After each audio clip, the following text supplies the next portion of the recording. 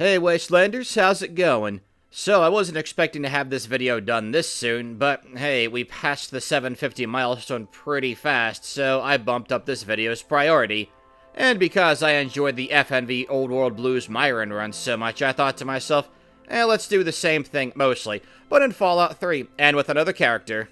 Now, let's get right down to the nitty-gritty here. Here is John Cassidy's special allocation. Like all companions in Fallout 2, his stats grow as he levels up, and since this is obviously well after Fallout 2, we're going with Stage 4. All in all, pretty decent. Really like that luck, though a low endurance will hurt us health-wise, and for another reason, but we'll get to that. Next up is Cassidy's inventory.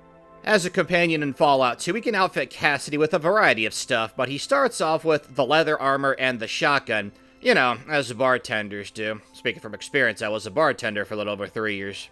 But just like in Myron's one, we're going to give Cassidy some upgrades at certain intervals. No spears in Fallout 3, unfortunately, but I figure that fist weapons, brass knuckles for this run in particular, as well as a couple of upgrades once we get to Point Lookout, will work just fine. I don't think it'll take long to get the brass knucks, since flak and shrapnel usually have at least one set in their inventory, but I also don't want to beeline for Ribbit City just yet. Now, Fallout 2's tag system is wildly different from what we're used to in Fallout 3 and FNV. Case in point, here's John's list. Some of these don't exist anymore, like outdoorsmen and gambling, but we can for sure give John small guns and unarmed. For our third one, I went with barter, not just cause I feel it's best for gambling along with our 9 luck, but because Cassidy's got years of experience as a bartender, thus a shopkeep, so he for sure got those barter skills, and no jerk-off captain of the guard to worry about anymore. So, how is John Cassidy all the way out here in the Capital Wasteland? Fallout 3 takes place a couple decades after 2, as 3 takes place 4 years before New Vegas. That's a great question, and one we're about to answer by, say it with me, setting the scene. For our gun-toting bartender, we're calling upon some outside help to make this possible.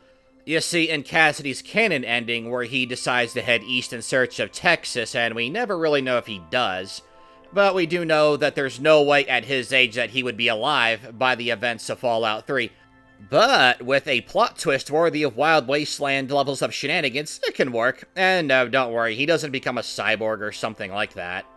One day while exploring, Cassidy stumbled upon a strange device. It's a beacon of sorts, he found out, a little too late. Old John found himself in the custody of our good old Zetan friends, and we know through the Mothership Zeta DLC that Zetans sometimes preserve their victims, rather than just turn them into abominations. Going by companions that we, as the Lone Wanderer, can acquire throughout our space adventure, they date back centuries, looking at the cowboy and the samurai, so why not the same for John? The Zetans would be very curious about this specimen. John has a fake eye, a wicked scar. By that, I mean a chunk of his head's gone.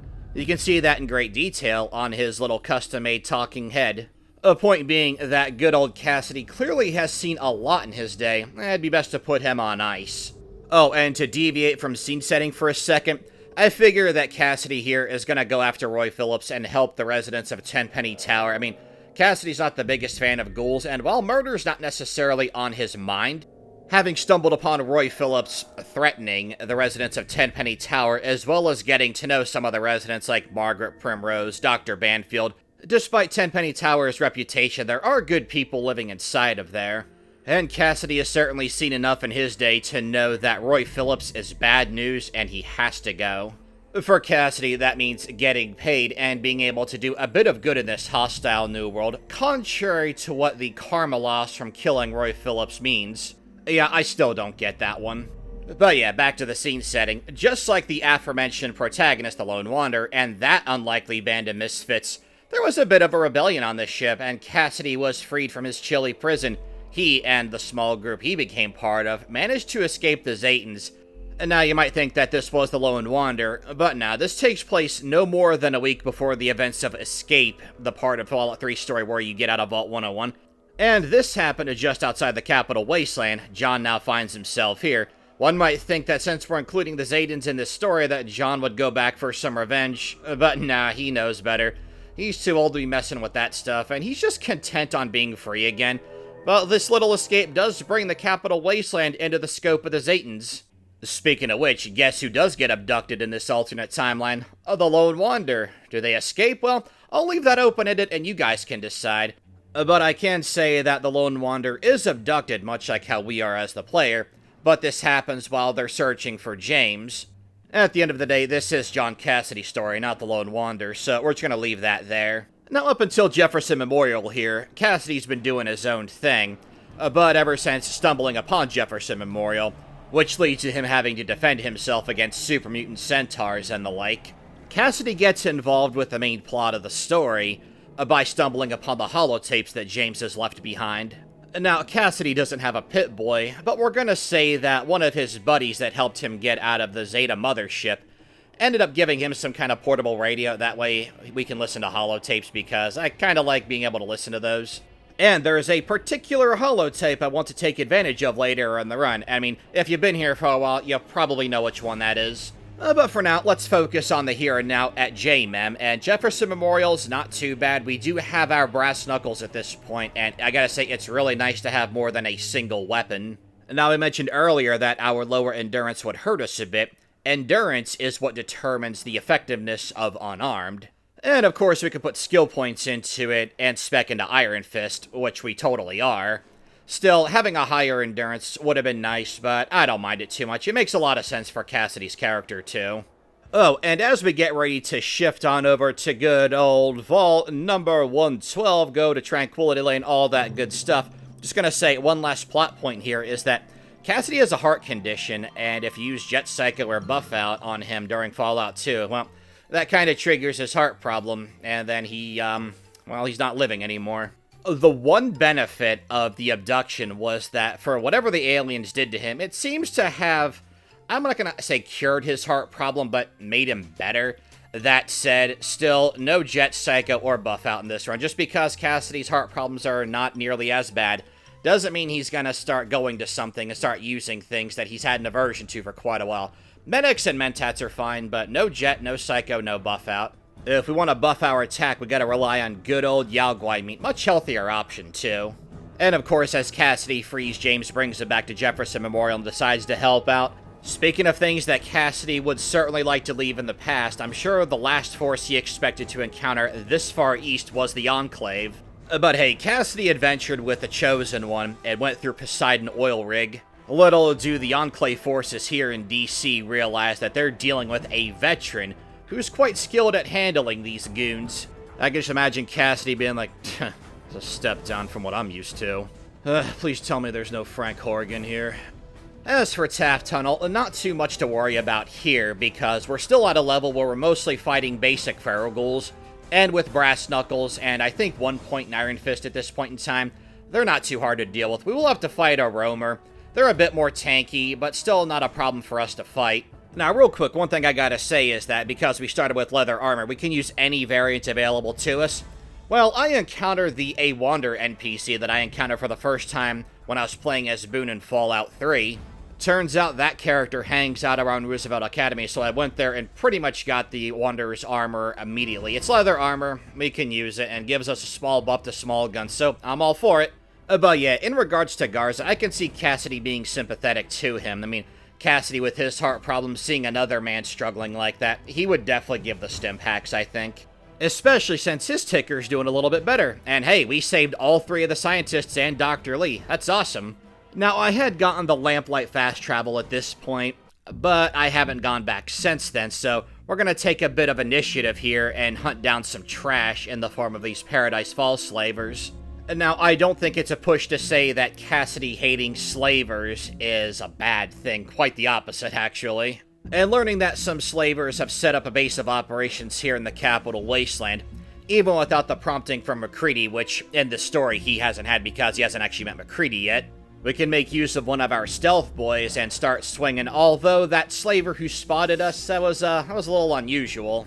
Our sneak skill isn't fantastic, so maybe we were still making a bit of noise while trying to sneak upon that guy. And this one, although 40 did just kind of disappear into the astral plane there for a second. One-on-one, these guys aren't going to be too bad, but since our ideal weapon for assaulting Paradise Falls is the Brass Knuckles, because the sawed-off shotgun, you fire it twice, you gotta reload, and we don't have an Iron Fist-style perk to go with our shotgun, yeah, I can see this being more challenging than usual. I decided that taking out Cutter immediately is a good idea because we can get her key, we can also gain access to her stash. She has 2 of them, medicinal and chems. We don't care too much about the chems. Any chems that we can't use, which is Jet, Psycho, and Buff Out, I just vendor them. Now, as we start battling the slavers here, one other thing I gotta say that I'm doing off screen is that I pretty much, I'm not gonna say beeline, but I made it a point to go to Canterbury Commons early, because we know the Cassidy caravans, we know that plot point from Cass in Fallout New Vegas, and with the opportunity to set up another Cassidy caravans out here, you bet your sweet fern. We used to say that as kids, you bet your fern, but I was a nerd. Actually, I just altered that line from the live-action It from back in 1990.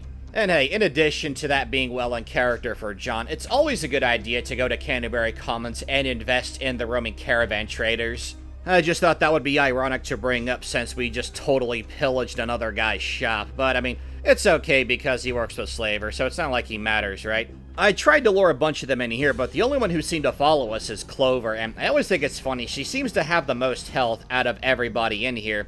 I think that's because she's a companion that you can get. You know, I really should start a Clover kill count because I've killed her, I think, in every playthrough I've done in Fallout 3, except for my Caesar's Legion Recruit Legionary Let's Play. Someone's gonna have to fact check me on that. Now, just like back at Jefferson Memorial, here I'm gonna brighten up the footage for you because this place is really dark, courtesy of one of the mods I'm using. And you can see that because I swing at the air a couple of times, nothing like a good old practice swing or two.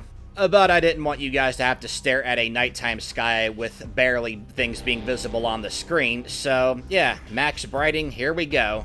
Now, as we take down these couple of slavers here, I retreat back into Pronto's shop, hoping to lure some in, but they never follow us. This is also true for the Paradise Falls barracks. They won't follow you in there, but they will follow you inside of Cutter's clinic. That's very strange.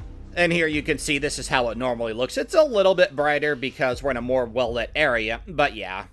So far, I gotta say, we're not doing too shabby here. Bit of a rough start, but as we're making progress here throughout Paradise Falls, and especially when we can isolate them one-on-one like this unlucky jabroni right here, we'll be alright. And of course, we have our unsung hero protector, Cassidy, who we've been given energy weapons to this entire time. And because we took out some Enclave goons and gave him some power armor, yeah, stim packs are not gonna be a thing for us to worry about anymore in this run. Like we did back at Roy Phillips, which I gotta say, commenting on that from a few minutes ago now, that was one of the most interesting fights that I ever had while hunting down Roy Phillips. Like, if I had gone there and done that around this time, it would have been a lot easier. We're better armed, we're higher leveled, but, you know, it's called a challenge video, man. It's good to try and make things challenging, you know what I mean? And while having the sawed-off shotgun is nice for some variety, the damage on it is already kind of starting to peter out here. Now, let's punch up some variants of the sawed-off shotgun, going off of an earlier point I made, where we can use any variant of what's available to us. Well, we can get the double shotgun at Point Lookout whenever we decide to go there. And yeah, I could get the kneecapper off of Ronald from Girder Shade, but I don't see Cassidy stealing and certainly not killing him for it.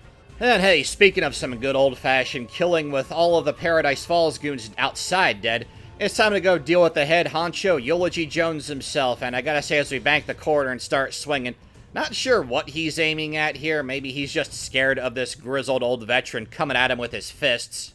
But hey, good old Mr. Jones doesn't have to worry about that for very long. And we get the speech bobblehead while we're here, too. That's always a nice little bonus.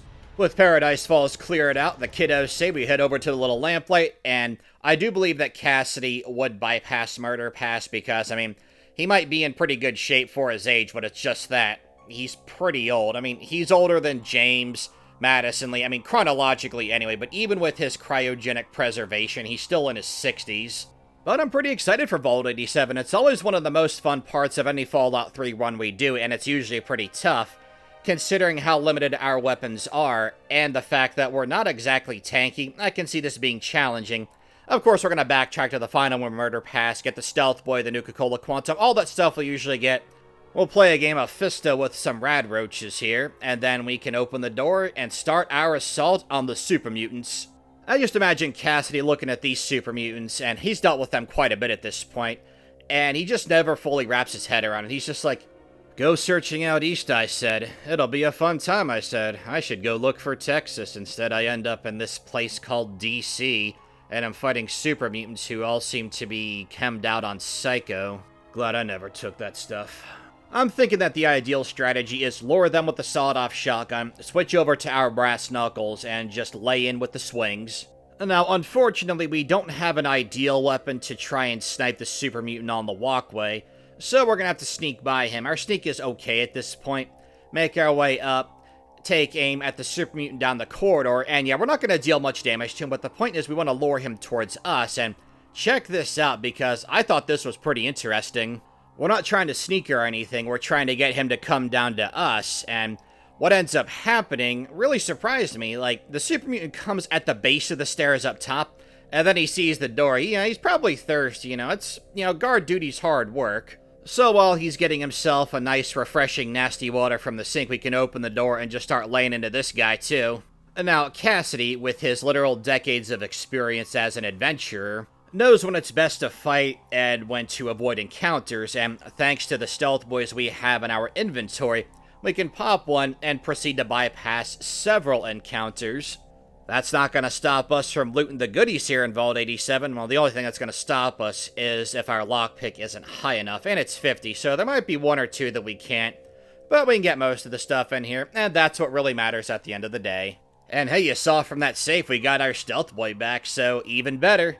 Okay, so check out what's about to happen, right? We're going to avoid the super mutants down here, make our way up to the next level.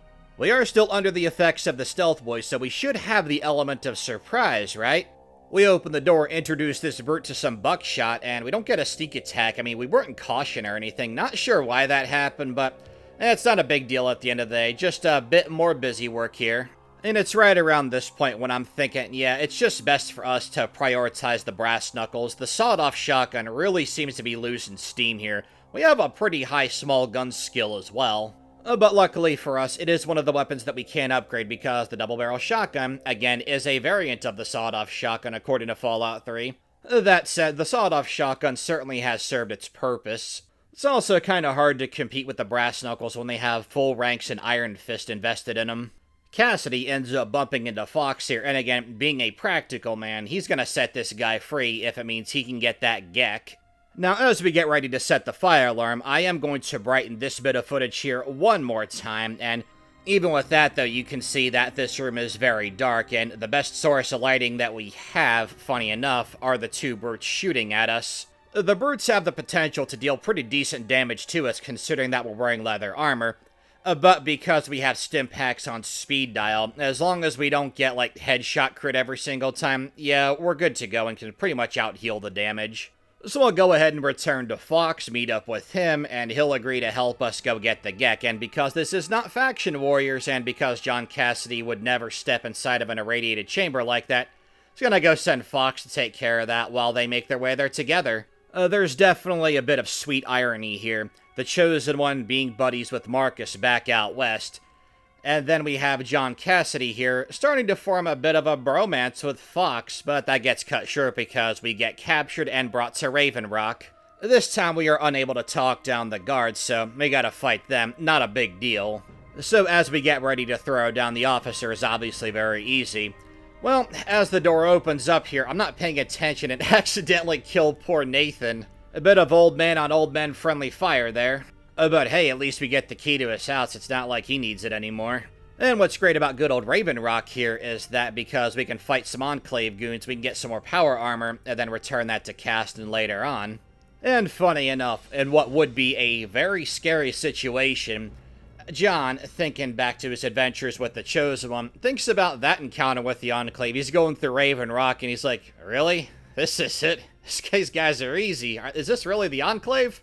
With Cassidy firmly in the hero seat for this run, and I just imagine him thinking, huh, old dog can learn new tricks. Speaking of tricks, we're going to use a stealth boy here to bypass the Enclave goons and make our way on up to President Eden. Now, you guys did see the tag skills at the start of the run, and the ones in Fallout 2, that you can get a lot more than you can here in Fallout 3 onward, right?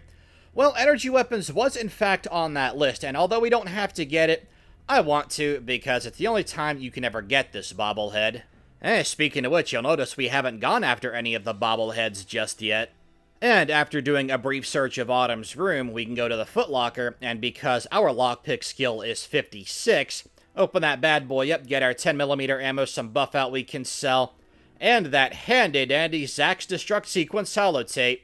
And now, before we make our way to President Eden, Cassidy here has to practice with his Saitama audition. And gotta say, pretty good practice there, so we can go ahead, watch the sentry bots mow down the two unfortunate Enclave soldiers who are inconspicuously stuck on guard duty with a pair of sentry bots. Thankfully, they're not the ones from Fallout 4, although that would be a lot better for us as we're trying to escape. I gotta say, I really love the parallel of Cassidy dealing with the Enclave out here in the east to his pal back out west when they were dealing with the Enclave in Navarro. So let me get this straight.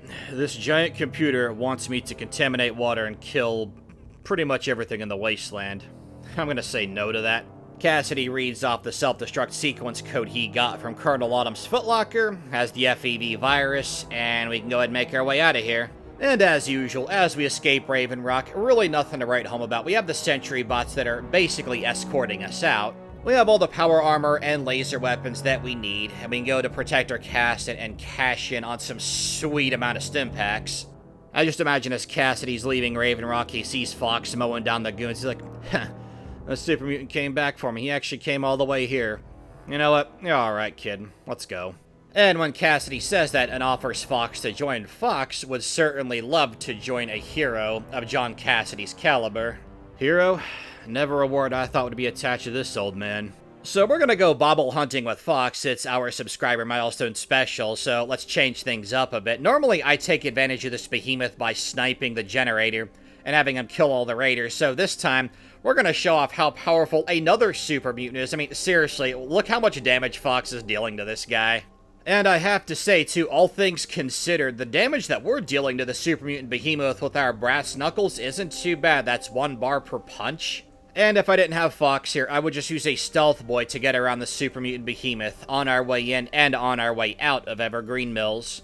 Now, the raiders here are always pretty easy, and with Fox, that's even more so. So we're going to go and cut straight to when we get that sweet barter bobblehead. Next up, we're going to swing on over to the National Guard Armory and grab the Small Guns bobblehead, and this wasn't too bad either, and we did a lot more of the work here because Fox, being his big old self, has a bit of trouble moving around here, so while Fox might have been the all-star back at Evergreen Mills, Cassidy definitely is here, so it's 1-1. I really do like this dungeon, but we've gone through it quite a few times here in our Fallout 3 challenges, so that's why I just kind of skipped to the end here. Last but certainly not least, we have to go visit Rockopolis and grab the unarmored bobblehead. I always have trouble finding this place, but as you can see, we found it. We got our third required bobblehead, with all 3 of our bobbleheads firmly in our possession now, and a ton of other bobbleheads I've been grabbing throughout the course of the run. It's time to hit up Jefferson Memorial again for another showdown with the Enclave. And the fact that a Brotherhood Sentinel, Sarah Lyons, is accompanying us, I can imagine Cassidy looking at her and the Lyons Pride and being like, why can't the pricks out west act like these guys? And yeah, one shot critting that Enclave soldier with the brass knuckles was immensely satisfying. Now, this is why I get Fox anyway, because we have Sarah Lyons, and she has to accompany us no matter what. I can't stop that. That and most of the characters we play as wouldn't go into the Purifier for various reasons, because, I mean, also, living's nice. Fox is immune to radiation and will chastise you if you go inside of the Gek chamber to get it yourself, so hey, 2 birds, 1 stone, right? After failing to talk down Colonel Autumn, Cassidy gives him 1 chance, and Colonel Autumn basically tells him to stick it. It's time to fight these guys. I can imagine Cassidy being all stressed out. He's like, oh god, I fought that Horrigan guy alongside the Chosen One. And then Colonel Autumn and the pair of Enclave goons are already gone, and they're like, Cassidy just feels a sense of disappointment. He's like, I wish it was this easy back out west. That figures, doesn't it? So, Dr. Lee tells us about what's going to go down here, and Sarah Lyons is like, hey, who's going to be going inside here? And then Cassidy's like, we have a super mutant here, honey. We can send him inside. He can punch in the 216 code. By the way, get on that, Fox. And then we can just pack up and get out of here. Seriously, though, Fox wouldn't move. I had to shove him into the radiation chamber. Well, he eventually moved himself, but I was a little concerned about that. I was like, please tell me I don't have to redo this again. I mean, yeah, it wouldn't be that difficult to redo because this fight, the fight with Colonel Autumn and the Enclave goons is usually pretty easy anyway. It's just the principle of it. So, you'll notice that we went through the entire main story of Fallout 3 and didn't touch Point Lookout. No, don't worry, I did not clickbait you on that because Fallout 3 has post-game so we can play up John Cassidy's adventure out in Point Lookout a little bit differently. So after John, Fox, and Sarah save the day over at Jefferson Memorial and get that purifier up and running, well, there's going to be a brief stint where Cassidy's unconscious. He's unconscious for a grand total of 2 weeks, he'll come to find out, just as that handy-dandy little 2 weeks later text flashes across the screen. As Cassidy gets awakened, Elder Lyons brings him up to speed on the situation, what's been going on, all that good stuff. And of course, Elder Lyons asks for his assistance, and Cassidy, well, I mean, this is 2 dealings he's had with the Enclave, and he's, I think Owen here is forgetting that Cassidy is pretty old at this point. I mean, Elder Lyons is old too, but he's not out there fighting, and Cassidy was. He only helped out of a sense of obligation because he rescued James and did want to help him out because James seemed to have a pretty good idea that, thanks to Cassidy, Sarah, and Fox actually succeeded. Cassidy thinks back to an encounter earlier in his adventures when he was en route to Jefferson Memorial. Cassidy remembers an upset and desperate mother looking for her daughter, and he kept this conversation in the back of his mind because he did have other stuff going on at the time, but he did say that once he was done, he would come back and take the ship out to this Point Lookout to go look for her missing daughter. I mean, what's the worst that could happen, right? Well, John, maybe don't think that too early. Now, back in the present here, the ferryman says that he'll only ferry one guy at a time, so Fox and Cassidy, who have become pretty good buddies at this point, again, just like the Chosen One and Marcus back in the events of Fallout 2, they decide to have one more rodeo together because, hey, the Talon Company apparently was hunting down this gun-toting bartender, grizzled old veteran anyway. Yeah, I dare you to say that 3 times fast. And it turns out that this Talon bro right here that we just buckshot right in the face has a laser rifle, so we're gonna go ahead have Cassidy say goodbye to Fox. Maybe their paths will cross again. We're gonna make one more trip on over to Fort Independence, drop off some scrap we have to Walter for a bit of caps, come back, and then it's gonna be time for Point Lookout. And I gotta say, I am so glad that Fallout 3 has post-game because I wanted a good chunk of this video to focus solely on Point Lookout. And now that we don't have to deal with the main story of Fallout 3, we can give our full, undivided attention to this mysterious new land here and follow John Cassidy on what he knows to be his final adventure. So it takes 30 in-game days to get to Point Lookout from where we are. 1 month on a ferry ride to an unknown land, that gives a man a lot of time to think. So yeah, a quick little recap on what Cassidy would think about the other characters he's encountered. Obviously, he became buddies with Fox. They helped each other out and just became war buddies, basically. Tenpenny he probably thinks is a settlement full of tight asses, but again, with Roy Phillips threatening them, he wasn't going to let that slide, especially with good people there. Megaton, I think he'd like it just fine, although I can see him and Colin Moriarty having a bit of a rivalry because Cassidy's a bartender, kind of knows what he's doing, and then he would see how Moriarty runs his saloon and really not like him. Dr. Lee and the scientist, yeah, they seem like good people, doing a good thing. James, well, he seemed like a nice guy, you know, his kids tucked away back at 101. Now, don't forget that John doesn't know the context that we, as the players, know. He doesn't know what the Lone Wanderer had to go through, so as far as both he and James know, the Lone Wanderer is actually back in 101, but we know that the Lone Wanderer is somewhere up in Mothership Zeta. Well, at least he's had Tobar the Ferryman for company, and I gotta say, there's something about this guy that's real familiar. I had to think about that. And then I was like, wait a second, this guy reminds me a lot of Miles from Wizardry 8. Let's compare the two, shall we? Yep, I can definitely see the resemblance there. Cassidy gets the general rundown of the place. Apparently the punga fruits that you get in the Capital Wasteland come from this place. That makes Point Lookout very popular. And as he's going through Point Lookout here, a sinking feeling hits Cassidy in the stomach. This isn't going to be as easy as he thought. But that could have also been that self-esteem shot in the arm he got from kicking so much butt back out in the Capital Wasteland. So we get pointed in the direction of this wonderful little estate called the Calvert Mansion, and before we can even get anything done here, we meet up with some guy, a ghoul named Desmond. I could smell him all the way outside. Turns out that this mansion is being invaded by some tribals, and, well, it'd be nice to at least get an assessment of the situation here. But as Desmond says, well, they really don't have time for chit-chat right now. Oh yeah, I can definitely see Cassidy liking this guy. So we get a pretty fun action-packed start here with this home invasion gone horribly wrong. And that's also really good for us because these tribals, well, let's just say they have something that we want, that we really, really want. And that's not to be their lover.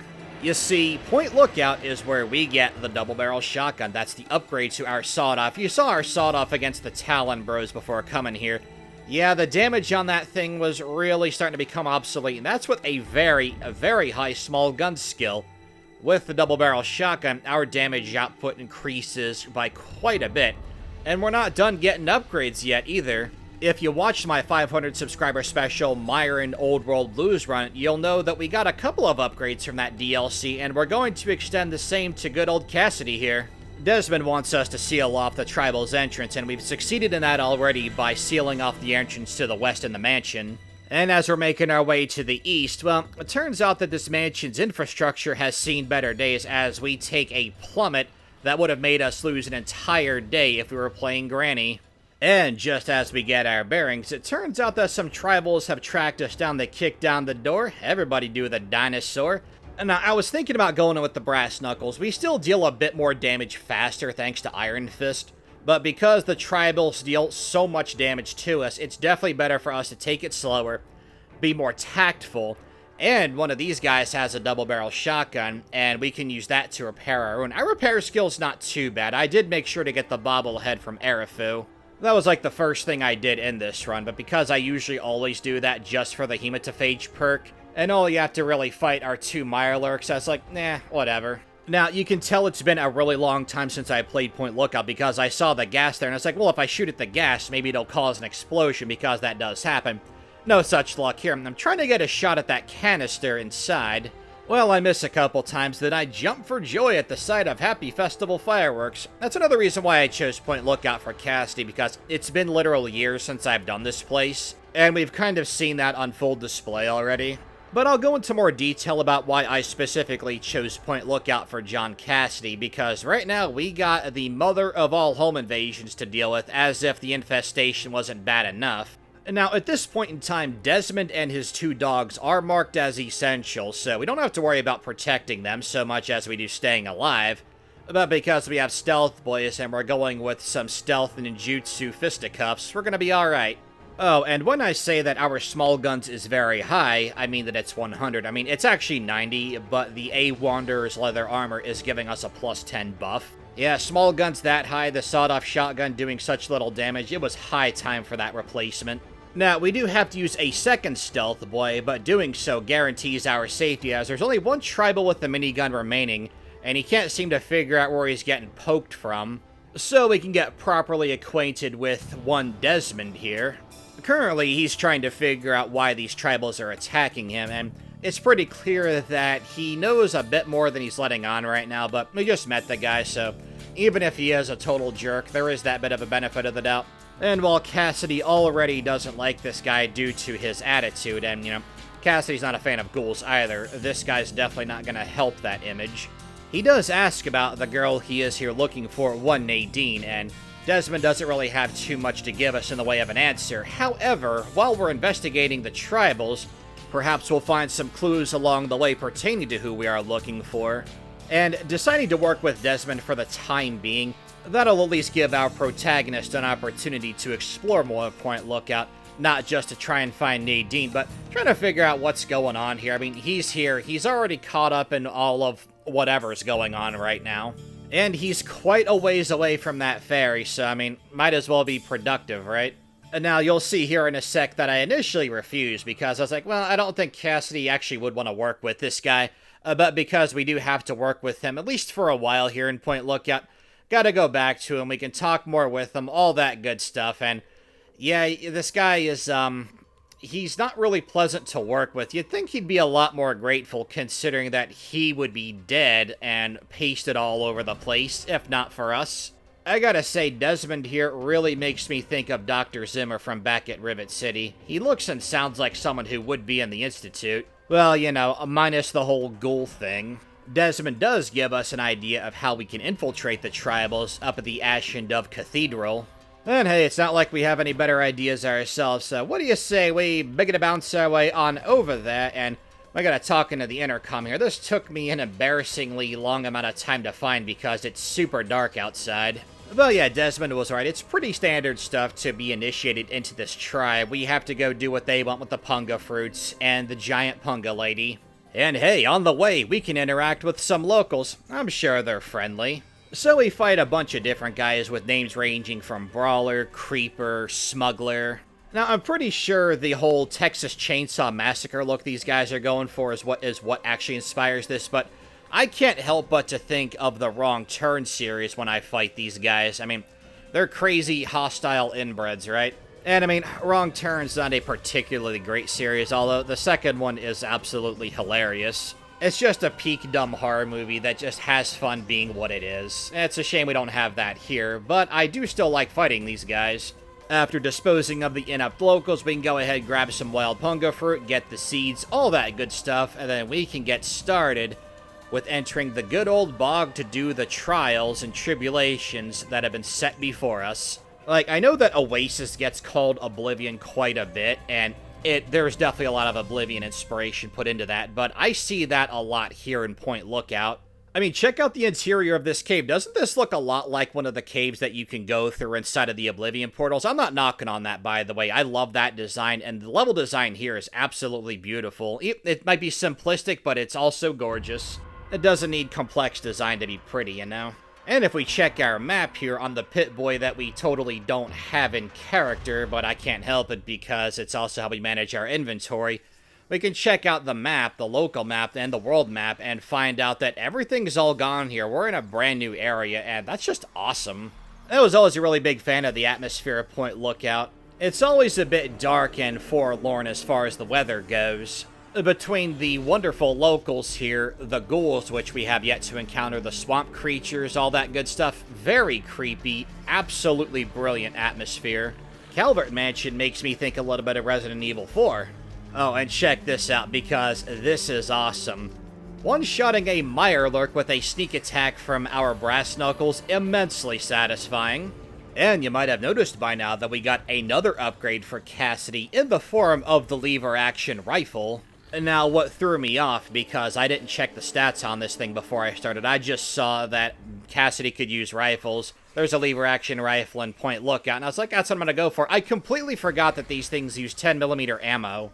And gotta say, throwing down with a Swamp Lurk hand-to-hand, pretty dangerous, but again, we have an army of stim packs we can drown ourselves in and out-heal the damage, but I gotta say, about the Swamp Lurk, really like its design. I really like the reflector eyes in it, very creepy. But hey, we want to see some action here in Point Lookout. We're not done with that yet. There's plenty of it to be had. So against these Mirelurks here, you can see the double-barrel shotgun's damage in action, just how awesome this weapon is. Look how quick those two Mirelurks went down. Yeah, the Hunter is going to be a bit of a pain. It's a lot stronger. It does a fair bit of damage to us, but at the end of the day, we are victorious. And as we have completed the trials and tribulations of the Mother Punga, we are welcomed into Cathedral. And this good old boy Jimson here seems like a pretty chill fella, gotta say. These tribals are pretty friendly. It's a stark contrast to our introduction of them, which makes you wonder about Desmond. You know, we said before that there's definitely stuff he's withholding from us, but now we get to see that firsthand, and even better, speaking of people we get to see, as we get the rundown of this tribe from good old Jimson, and we go inside of the cathedral, we're welcomed inside, we're considered an initiate, all that awesome stuff, and we can grab any of the punga fruits in here. They're not marked as owned. That's nice. Turns out that Cassidy's old gut feeling turned out to be true, as we have found Nadine, the daughter of the woman Catherine. It's kind of funny how she has the same name as James's wife. Wouldn't that be a plot twist? So we start talking to her, get an idea of why she's here, her thoughts regarding this tribe of Point Lookout, and considering that she was also an outsider recently inducted, it stands to reason that these tribal folks are friendly, and there's got to be something else guiding their actions. I mean, yeah, sure, maybe Desmond beat up one of them and took their lunch money. That could be a reason, too, but yeah, I think there's a little more going on behind the scenes. So Cassidy lets Nadine know that her mother's been looking for all that good stuff, so we can at least go back when we get done with Point Lookout and head back to the Capital Wasteland. We can tell that worried mother that her daughter's just fine. And hey, once we're done talking to her, she gives us a wonderful little holotape note that we can check out by opening our plot device that is totally not a Pit-Boy. Nadine does offer to get rid of the scar that we receive, but Cassidy has quite a few of those, so she's gonna have to be a little more specific than that. Also, we can read that private contract killed John Cassidy note, which I'm sure would bring a chuckle to the old man. Happy hunting is right. Good luck finding Cassidy out here, you silly boys. Speaking of silly, that's enough of that. Back to the action, shall we? So, Cassidy decides to report into Desmond to figure out what he's learned, and, well, he's not a fan of that lip that Desmond's giving him. Much more of that, and I think Cassidy's gonna ask that ghoul to tighten up a bit. And hey, speaking of ghouls, we're passing through a cemetery here, and we pull out the lever action rifle, get ready for some action. No, not Action 52 type of action, unfortunately. Turns out that a feral ghoul roamer has detected but not yet spotted us. It eventually does, but with our lever action rifle, we put it down. And then we get hit by this nasty green gunk, and it turns out we are high enough level for feral ghoul reavers to start appearing. So, of course, my first instinct is to try punching this thing until it stops moving. We end up taking out one of his swamp ghoul buddies before focusing back on the big cheese himself. And I have to say, thanks to our hotkeyed stim packs, we're doing pretty good here, gradually chipping away at the reaver's health. And then we end up getting swarmed by more ghouls, including a glowing one, and you know, there's always a time to fight, and then there's a time for tactical retreating to better assess a situation. And because I was focused on getting a good zoomed out overhead shot, I end up bumping into bushes that might as well be a brick wall, but still not much of a problem. We're able to get around that, thankfully.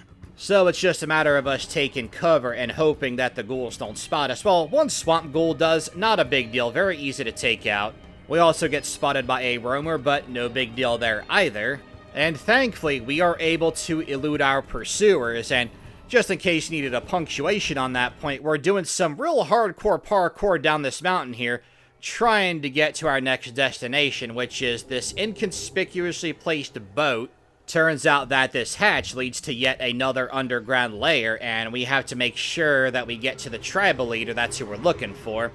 And that's not too bad, because our sneak's very good. We have silent running, so that going fast while in sneak does not affect our sneaking itself. There are some lurks in here, but we do want to try to avoid them. I mean, we could kill them, but again, if I can sidestep the problem altogether, that's what we're gonna do.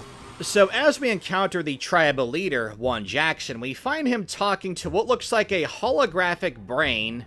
The tribals want to destroy the house and its impurities, and the brain wants them to stop the jammer for some rather nefarious reasons, because, I mean, it's a brain in a jar, but a hologram. So as we're talking to Jackson here, we find out that these guys really aren't a fan of violence, and that seemed to be on full display back at the cathedral. A bunch of real chill people, I gotta say. Jackson's just doing what he believes this quote-unquote spirit wants him to do, and, well, that spirit, the brain in the jar, well, it's not too happy with how the tribals have been doing, because they seem to misunderstand what he wants them to do. So once we get the full story from Jackson here, we can talk to the holographic projection brain in the jaw. And it turns out that Desmond just might be the lesser of two evils here, as this holographic projection just straight up tells us that Desmond has a jammer that limits his projection range to the cave. And it seems that the rivalry between this entity and Desmond spans all the way back to the pre-war. So we're gonna head back onto the old Calvert mansion, and before I can grab that first aid box, Desmond comes up to us and initiates conversation, telling us that he knew who was behind it. Good old Calvert. Desmond does confirm for our protagonist through some rather aggravating bragging that he and one Professor Calvert have indeed been rivals, their rivalry spanning back literal centuries now. I just imagine Cassidy eye-rolling at all of this. What started out as him looking for a missing daughter turned out to lead into him getting entangled in some centuries-old rivalry that, for the most part, he really doesn't care about, but then you consider what this is doing to the local population, namely the tribals, because we don't care nearly as much about the wrong turn rejects who just attack us on sight. Cassidy has had enough of Desmond's attitude, and we can take advantage of Desmond's essential status by chalking this up to Cassidy telling Desmond to tighten up, because people who act like him back out west get their clocks cleaned pretty hard. Well, John, Desmond has a rather fragile ego, so we're gonna see how that plays out here in a sec. Cassidy has a plan to deal with Calvert, and that also involves not doing Desmond's dirty work anymore. Now, this right here is essentially the point of no return, and where we pick who we're siding with between Calvert and Desmond. Since we already plan on dealing with the holographic brain in the jar, we're gonna further bruise Desmond's ego by destroying this jammer. Next up, we're heading to the lighthouse so we can prepare for our showdown with the holographic projection brain in a jar Professor Calvert, and one Desmond who is a little bit salty about getting beaten up, which he deserved, by the way, and having his little jammer destroyed. Cassidy tells Desmond that if he didn't act the way he did, maybe he would have cooperated more with him, and Desmond, thinking that Cassidy's going to be siding with his rival on top of being upset about getting beaten up earlier, decides to pull a gun on Cassidy, so Cassidy is forced to defend himself, which means taking out Desmond.